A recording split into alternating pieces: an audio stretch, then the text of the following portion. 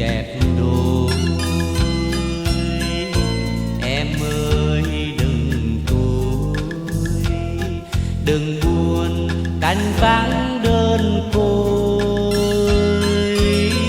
Nếu ai có hỏi ngày nào ngày vui duyên nở, mùa nào mùa vui pháo đỏ, em đừng buồn nhé em ơi. Nước non khói lửa anh còn ước hẹn đợi trái,